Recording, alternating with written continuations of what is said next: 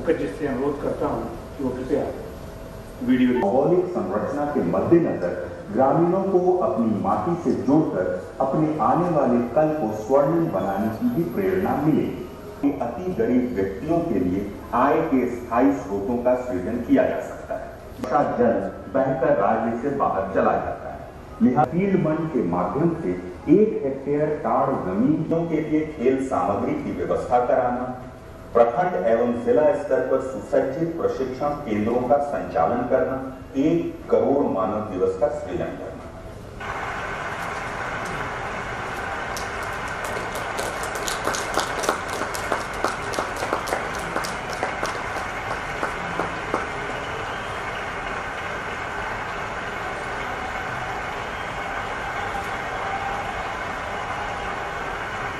सरकार ने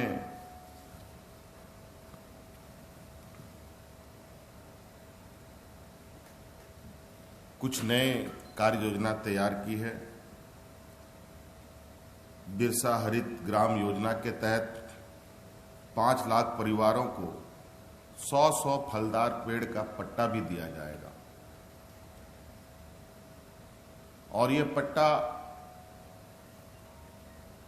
GM land पर भी हो सकता है, जमीनों पर हो सकता है, व्यक्तिगत जमीन पर भी हो सकता है और सरकारी जमीन पर भी लगे पेड़ों के लिए क्या उनका पट्टा दिया जा सकता है। आज हमारे बड़े बड़े सड़कें राज्यों में बने हैं, बन रहे हैं, शहर से लेकर ग्रामीण क्षेत्रों तक में।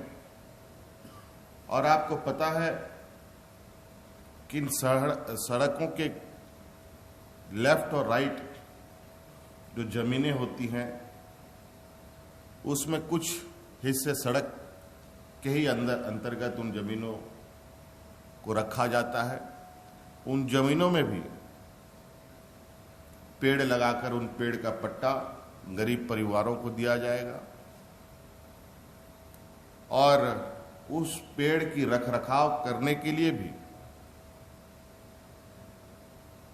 उनको जिम्मा देते हुए उनको रोजगार दिया जाएगा। जब ये वृक्ष बड़े हो जाएंगे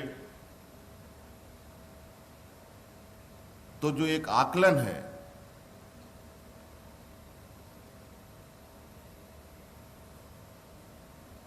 तीन साल के अंदर से ही 3 साल बीतते बीतते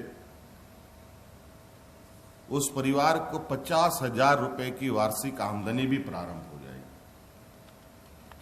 इसके तहत हम लोगों ने पूरे राज्य में पंचायत स्तरों पर खेल के मैदान बनाने का निर्णय लिया है और आपको पता है इस राज्य में खेल की असीम संभावनाएं हैं। आज एक सीमित संसाधन में हमारे इस राज्य के कई छात्र छात्राएं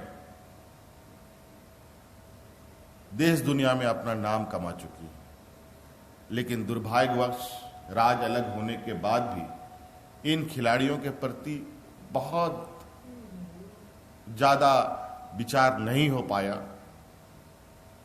और इस खेल के मैदान के पीछे भी एक लंबी हमारी सोच है। ये सिर्फ गांव में रोजगार देने ही तक हम सीमित इस योजना को भी नहीं रख रहे हैं।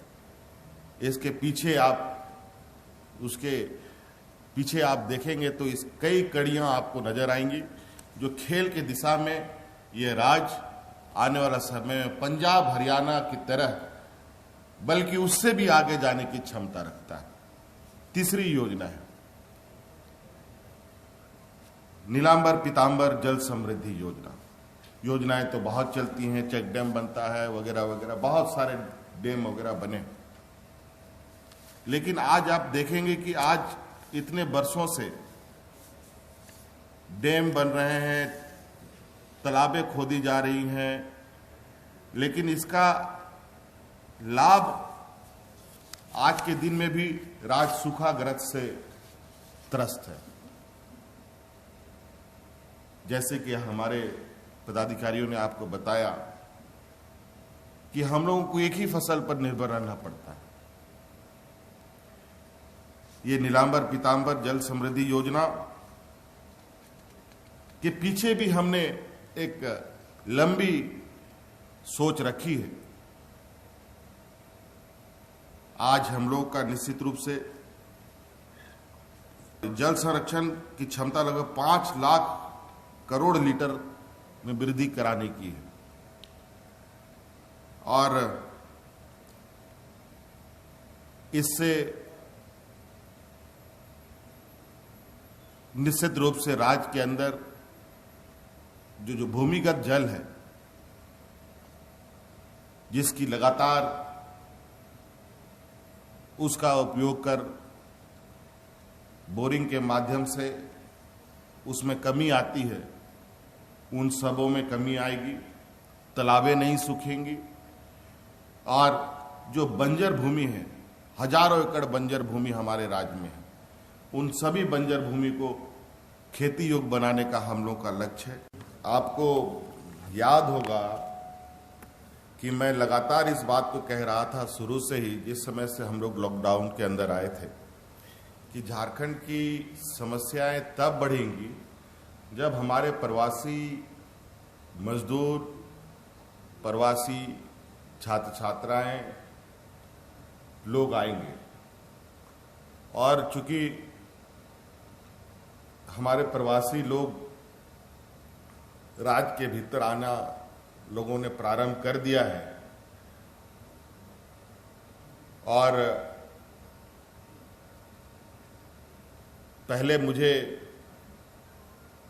पूरी उनकी सुरक्षा हेतु पहले उनको घर तक पहुंचाना है, उसके बाद इस विषय पर आगे विचार करेंगे। नहीं तो पता चला न हम छूट वाली जगह पर ही ध्यान दे पाए, न ही हम जो हमारे प्रवासी लोग हैं उन पर हम ध्यान दे पाए। इसलिए हमारा बिल्कुल स्पष्ट कार्य योजना बनती है। इसके तहत हमने पहले अभी मजदूरों को सुरक्षित लाने का, सुरक्षित घर पहुंचाने का पहला हम लोगों ने निर्णय लिया है और अभी उनके आने तक चीजें यथावत रहेंगी, आगे का निर्णय समय आने पर लिया जाएगा। जानकारी आज अखबारों के माध्यम से मुझे मिला और निश्चित रूप से इस घटना के लिए मैं भी काफी मर्माहत हूं और इस विषय पर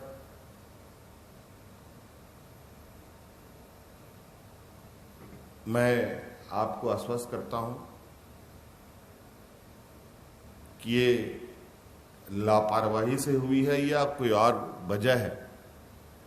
इसकी पूरी विस्तृत जानकारी लेकर निश्चित रूप से आगे की कार्रवाई हम करेंगे और पहले ही हम इस बात को कह रहे थे कि आज प्राइवेट संस्थानें तो अपनी दरवाजे बंद कर रखी हैं।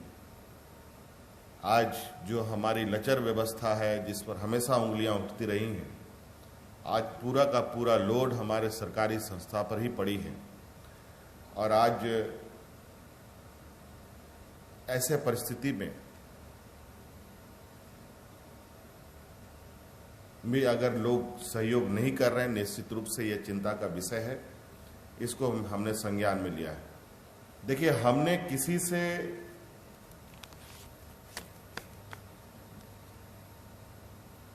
मजदूरों से, छात्रों से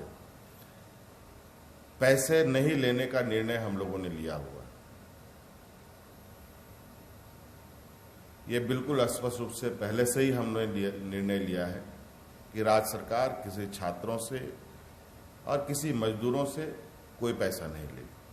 आपको पता है, जितने भी मजदूर हमारे आते हैं, जिनको हम जांच करके होम क्वारंटाइन भेजते हैं, उसको 20 दिन का अनाज हम का पैकेट बना करके देते हैं।